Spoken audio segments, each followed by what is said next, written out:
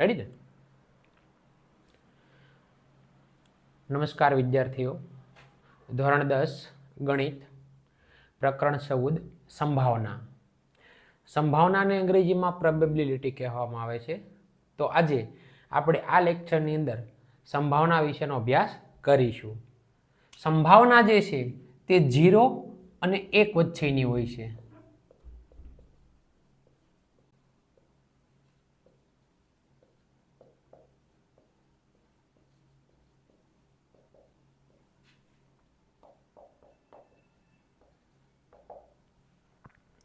એટલે કે સંભાવના છે તે 0 કરતાં નાની હોતી નથી અને 1 કરતાં મોટી હોતી નથી.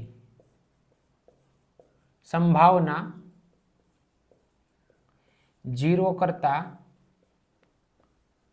નાની ન હોય. સંભાવના 1 કરતાં મોટી ન હોય.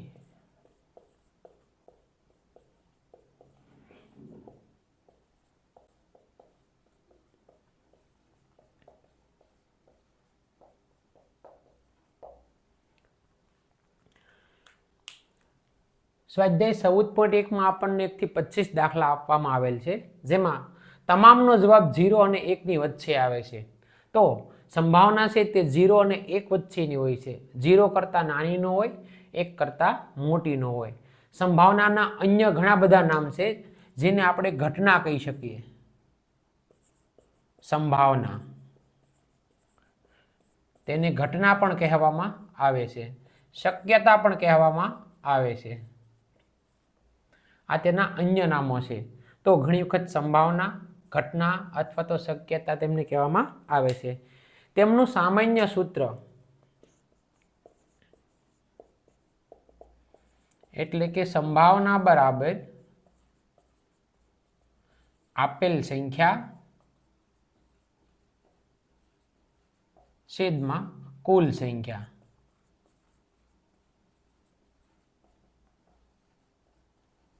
સંભાવનાનું સામાન્ય સૂત્ર થાય આપેલ સંખ્યા છેદમાં કુલ સંખ્યા.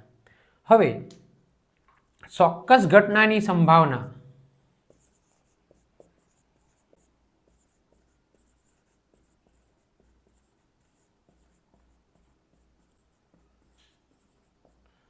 એક હોય છે. ચોક્કસ એટલે કે જે ફિક્સ હોય છે.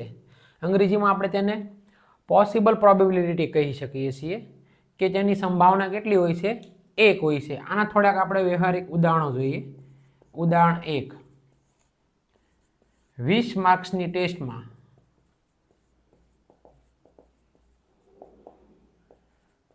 19 ગુણ મેળવવાની સંભાવના. 19 માર્ક્સ મેળવવાની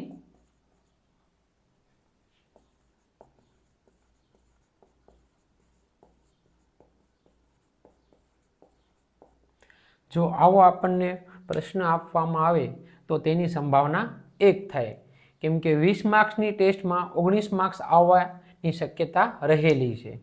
એવી જ રીતે ઉદાહરણ 2, 80 માર્ક્સની પરીક્ષામાં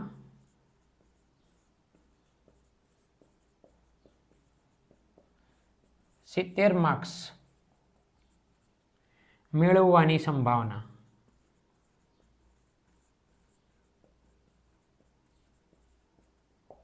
એ પણ 1 થાય છે. હવે ચોક્કસ ઘટનાની સંભાવના 1 હોય છે, તો તેનાથી વિરુદ્ધ અચોક્કસ ઘટનાની સંભાવના 0 હોય છે.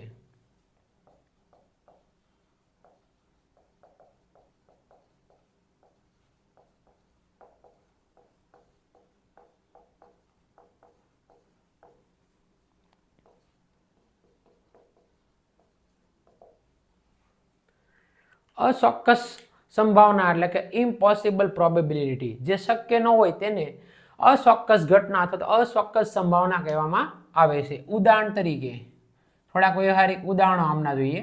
ઉદાહરણ 1, સૂર્ય પશ્ચિમમાં ઉગે તેની સંભાવના.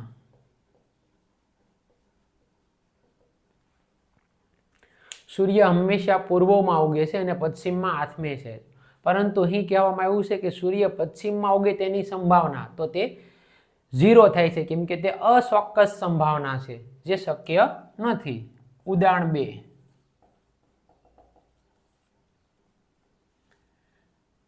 પચાસ માર્ક્સની પરીક્ષામાં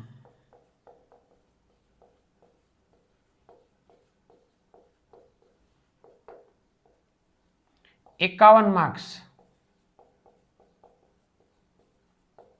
મેળવવાની સંભાવના.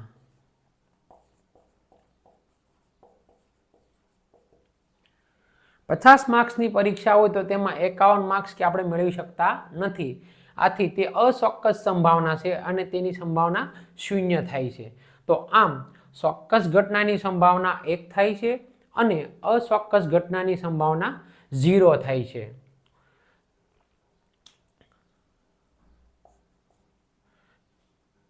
તમામ પરિણામોનો સરવાળો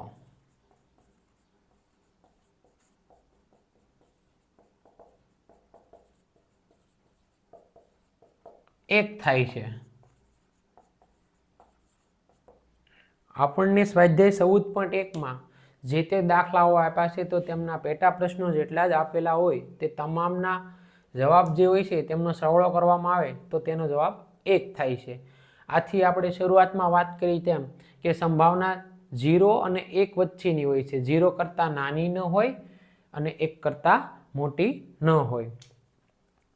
સંભાવના માટે થઈને પૂરક ઘટના અથવા તો પૂરક સંભાવના એટલે કે probability of E plus probability of E નહીં ઇઝ ઇક્વલ ટુ 1 થાય. પ્રોબેબિલિટી ઓફ E નહીં અને આ બંનેનો સરવાળો 1 થાય. અહીં જો આપણને આ સૂત્રમાં પ્રોબેબિલિટી ઓફ E આપેલા હોય તો પ્રોબેબિલિટી ઓફ E નહીં મેળવી શકીએ છીએ. અને જો પ્રોબેબિલિટી ઓફ E નહીં આપેલા હોય તો આપણે પ્રોબેબિલિટી ઓફ E મેળવી શકીએ છીએ. જે આપણને આપવામાં આવેલું હોય તેને એકમાંથી આપણે બાદ કરવાનું રહે છે. એક ઉદાહરણ દ્વારા આ બાબતને સમજીએ. ઉદાહરણ 1, જો પ્રોબેબિલિટી ઓફ E બરાબર 0.08 તો પ્રોબેબિલિટી ઓફ E નહીં બરાબર કેટલા? તો આપણા સામાન્ય સૂત્ર મુજબ probability of E plus probability of E નહીં ઇઝ ઇક્વલ ટુ 1. તો અહીં આપણને પ્રોબેબિલિટી ઓફ E આપેલા છે તો તેની જગ્યાએ આપણે 0.08 મૂકી દઈએ પ્લસ પ્રોબેબિલિટી ઓફ E નહીં ઇઝ ઇક્વલ ટુ 1. 0.08 પ્લસ છે બરાબરની સામેની સાઈડ જશે તો તે માઇનસ થઈ જશે, એટલે ફાઇનલી પ્રોબેબિલિટી ઓફ E નહીં ઇઝ ઇક્વલ ટુ 1 માઇનસ 0.08 અને જો આનો બાદબાકી કરવામાં આવે તો 0.92 જવાબ મળે છે, એટલે કે પ્રોબેબિલિટી ઓફ E નહીં. આમ આપણે એકબીજાની પૂરક ઘટના છે તે મેળવી શકીએ છીએ અને આને પૂરક ઘટના કહેવામાં આવે છે અથવા પૂરક સંભાવના કહેવામાં આવે છે.